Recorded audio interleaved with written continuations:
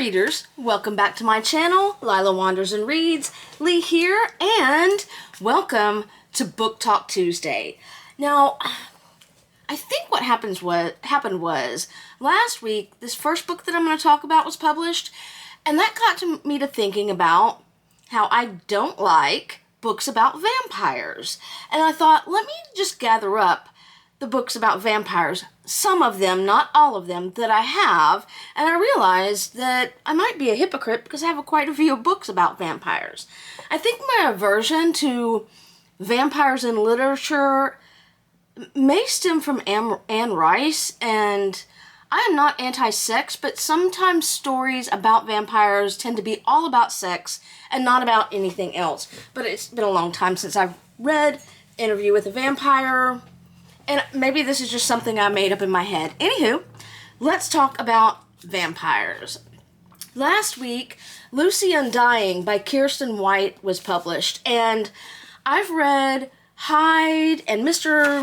Magic by Kiersten White, and I liked those. I enjoyed those. I'm making sure that it's Mr. Magic, but I can't find it.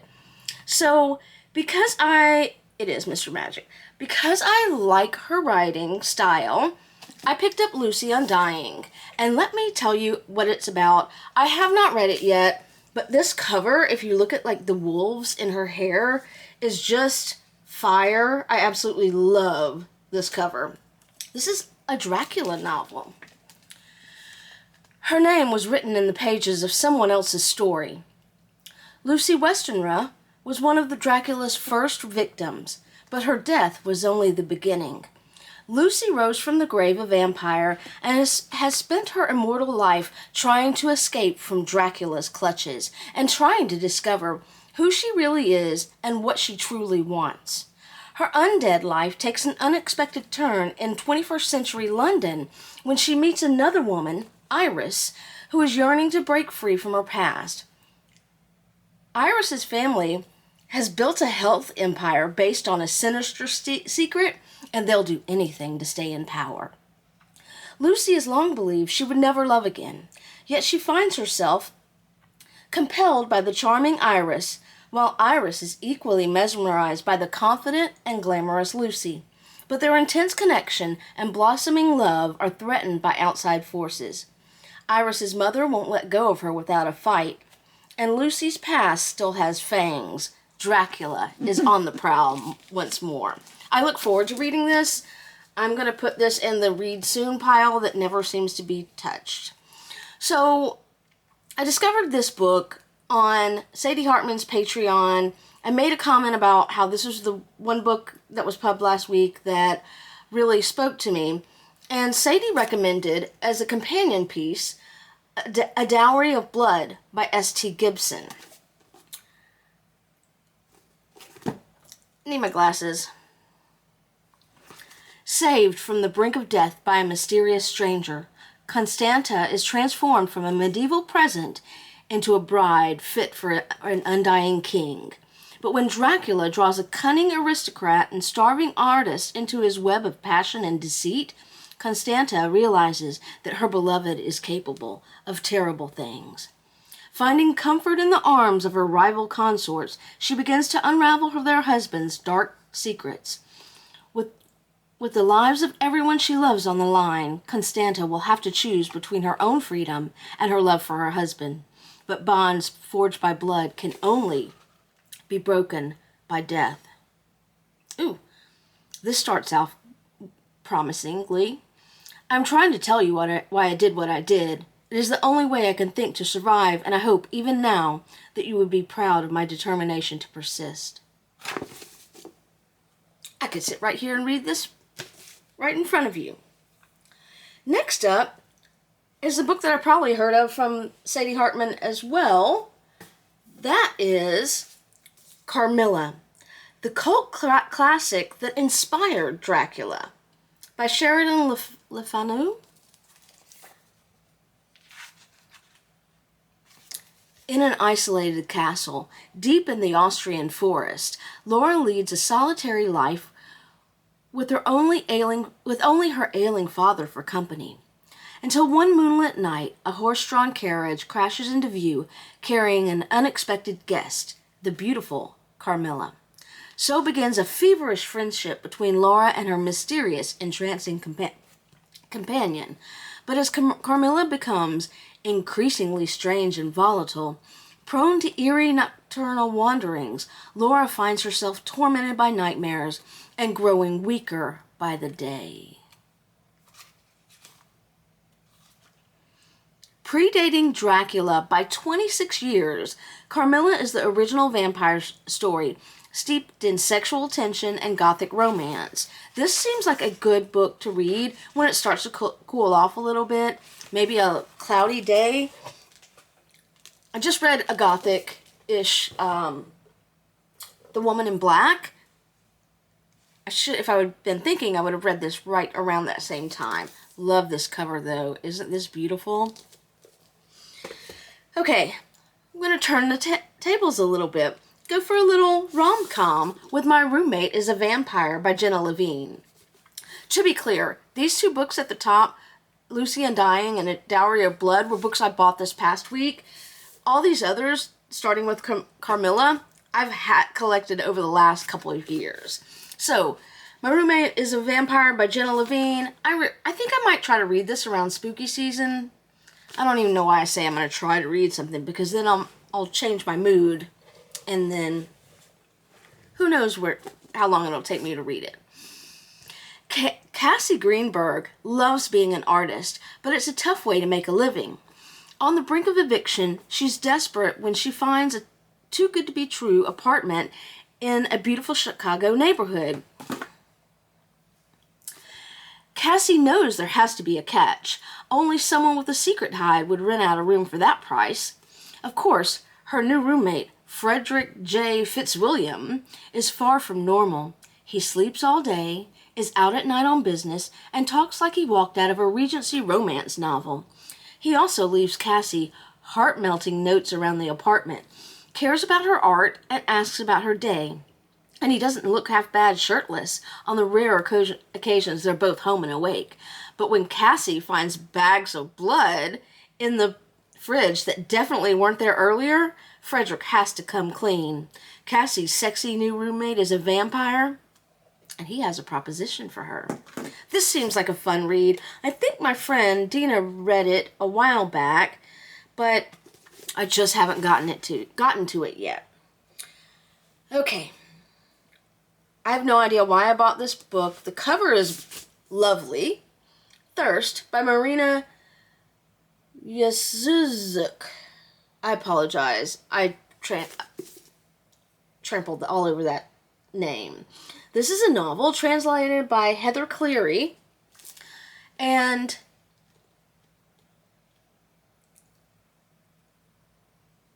the author is Latin American's new feminist Gothic voice. It is the twilight of Europe's bloody bacchanals, of murder and feasting without end. In the 19th century, a vampire arrives from Europe to the coast of Buenos Aires and watches as a village transforms into a cosmopolitan city. She must adapt, intermingle with humans, and be discreet. In present-day Buenos Aires, a woman finds herself at an impasse as she grapples with her mother's terminal illness and her own relationship to motherhood. When she first encounters the vampire in a cemetery, something ignites inside the two women, and they cross a threshold from which there is no turning back. Another Gothic book. Put that over there with Carmilla. Okay. I'm trying to get through this quickly, but I guess there's no rush, is there? This one, so Gothic. These two aren't Gothic. This one I've had a while, and that is Woman Eating by Kohda. I can't remember why I bought this. I bought it a couple of years ago. Let's see when it was published.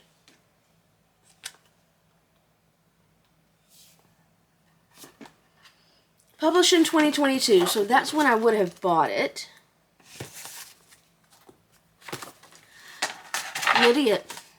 Lydia's hungry. She always wanted to try Japanese food. Sashimi, ramen, onigiri with sour plums stuffed inside. The food her Japanese father liked to eat. And there's bubble tea and iced coffee, ice cream and cake, foraged herb and plants, and the vegetables grown by the other young artist at the London studio space she's secretly squatting in. But Lydia can't eat any of these things. Her body doesn't work like those of other people. The only thing she can digest is blood. And it turns out that sourcing fresh pig blood in London, where she's living away from her vampire mother and father for the first time, is much more difficult than she'd anticipated. Then there are the humans, the other artists at the studio space, the people at the gallery she interns at, the strange men that follow her after dark, and Ben, a boyish, goofy grand artist she is developing feelings for. Lydia knows that they are her natural prey, but she can't bring herself to feed on them. In her windowless studio, where she paints and studies the work of other artists and binge watches Buffy the Vampire Slayer and videos of people eating food on YouTube and Instagram, Lydia considers her place in the world. She has many of the things humans wish for: perpetual youth, near invulnerability, immortality. But she's miserable. She is lonely, and she is hungry. Always hungry. As Lydia develops as a woman and an artist, she will learn that she must reconcile the conflicts within her, between her demon and human sides, her mixed ethnic heritage, and her relationship with food, and in turn humans, if she is to find a way to exist in the world. Before any of this, however, she must eat.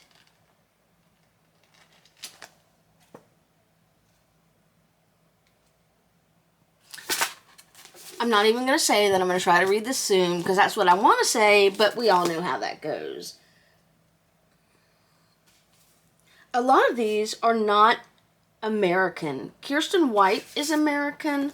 I'm not sure. I don't know anything about St. Gibson. Jenna Levine, I think, is American. Carmilla, obviously not. Thirst, translated. And Claire Kohda lives in London. So that's interesting. But there's another international bestseller, Let the Right One In, which is turned into a series. I have not watched it, probably won't. This is by John Ajvide Lindqvist. It is autumn of 1981, when inconceivable horror comes to Blackburg, a suburb in Sweden. The body of a teenager is found, emptied of blood. The murder rumored to be part of a ritual killing. 12-year-old Oscar is personally hoping that revenge has come at long last, revenge for the bullying he endures at school day after day. But the murder is not the most important thing on his mind. A new girl has moved in next week, a girl who's never seen a Rubik's Cube before, but who can solve it at once. There's something wrong with her, though, something odd, and she only comes out at night. I've had this for a long time, and I don't know when I will get to that. So we're going to take a turn here for the next two books, and we're going to go to middle grade fiction. I think they're both middle grade. We'll find out when I get to them. I don't remember when or why I bought these. Who knows? That is, first one is The Last Hope in Hopetown by Maria Tureaud. She hails from the Wild Atlantic Way on the west coast of Ireland. So again, she now lives in New Jersey with her husband and son and dreams of moving home to County Clare. Something strange is happening to our vampires. 12-year-old human Sophie Dawes has a good life in Hopetown. This seems like a good October read. There, vampires and humans exist in harmony, and Sophie and her adopted vampire moms are living, or unliving, proof. Vampires must follow a lot of rules for humans to feel safe, but Sophie knows that a nightly curfew and regular visits from Child Protective Services are a small price to pay to keep her family together. But then, normal law-abiding vampires start turning feral and bloodthirsty with no explanation. After Mama, the sweetest person Sophie knows, goes rogue, Sophie decides to find a cure. But taking matters into her own hands might be way more than she bargained for if it means braving a secret council of vampires, executing epic heists, and facing the true villains head-on with her best friend by her side. Sophie will fight for hope, freedom, and a love that's thicker with blood. And a love that's thicker than blood. This looks really cute. One rogue vampire, a lot of bad blood. This definitely seems like middle grade or fiction, maybe.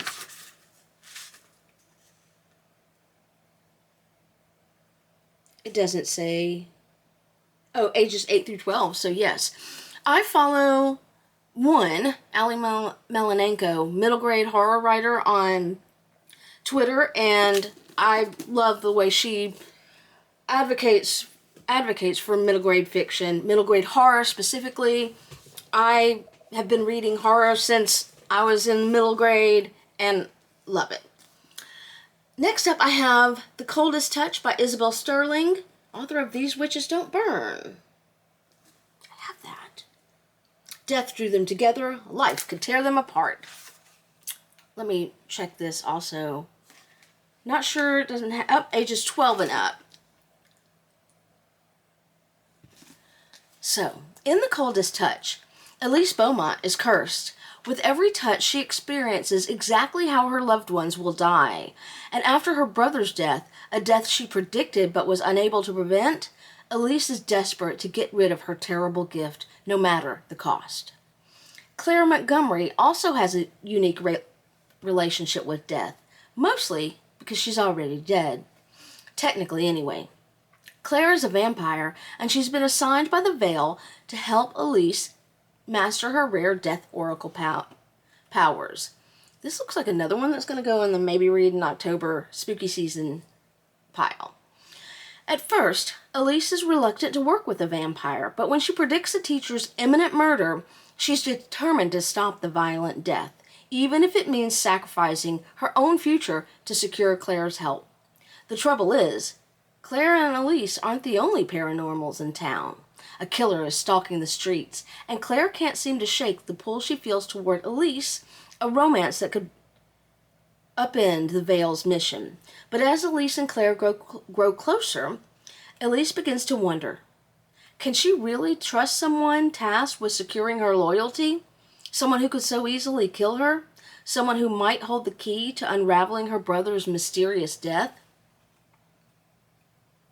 You know, one of the things about making these book hauls is that sometimes, but not always, or making these book posts, it reintroduces me to a book that I may have had for a while, and that is certainly the case with this Book Talk Tuesday subject. These two look really good. I remember why I bought them now, and I'm probably going to read them soon. Finally, another book by, this one is a Mexican-American spec fic writer, Isabel Canas' Vampires of El Norte. As the daughter of a rancher in 1840s Mexico, Nina knows a thing or two about monsters. Her home has long been threatened by tensions with Anglo settlers from the north. But something more sinister lurks near the ranch at night, something that drains men of their blood and leaves them for dead. Something that once attacked Nina 9 years ago. Believing Nina dead... Ooh, hold on. Believing Nina dead, Nestor has been on the run from his grief ever since, moving from ranch to ranch, working as a vaquero. My Mexican Spanish pronunciation is not up to par. But no amount of drink can dispel the night terrors of sharp teeth. No woman can erase his childhood sweetheart from his mind. When the United States invades Mexico in 1846, the two are brought abruptly together on the road to war. Nina, as a curandera, a healer striving to prove her worth to her father so that he does not marry her off to a stranger, and Nestor, as a member of the auxiliary cavalry of ranchers and vaqueros. But the shock of their reunion, and Nina's rage at Nestor for seemingly abandoning her long ago, is quickly overshadowed by the appearance of a nightmare made flesh. And unless Nina and Nestor work through their past and face the future together, neither will survive to see the dawn. I don't remember off the top of my head if I have the Hacienda that she also wrote. I think I do. And I have not read either of these. But again, another book that I've been reintroduced to and I want to read now, sooner rather than later. Anywho, so this is a handful of my books about vampires. The first that I probably read, not included here, was Salem's Lot by Stephen King. I recently did a reread of that. Really enjoyed it. Not my favorite of his, but enjoyed it. And I am so glad I did this book talk, because now I have several books that I want to read really soon. And coming off of a bad reading week, this is making me excited. When I did my week in books and that posted yesterday, I was really kind of feeling down because I just did not have a great reading week. And indeed, DNF'd a Nora Roberts book, which is unheard of for me. And this has like revived me a little bit. I feel revitalized. I feel excited to read again. And I hope that this goes on into this week's reading, because I have not yet chosen, when I'm recording this, the book that I'm going to read for the third week of September. Anywho, I'd love to hear from you down in the comments. If you've got vampire books recommendations, thoughts about books about vampires, or anything really reading related, or if you want to talk about how I've stumbled over my words so much this video, I'd love to hear you from you down in the comments. As always, thank you to new subscribers, thank you to old subscribers, all subscribers, and I will be linking links to these books at bookshop.org down in the description box, and I will spend the next few minutes or hours trying to remember how to speak again. Happy reading!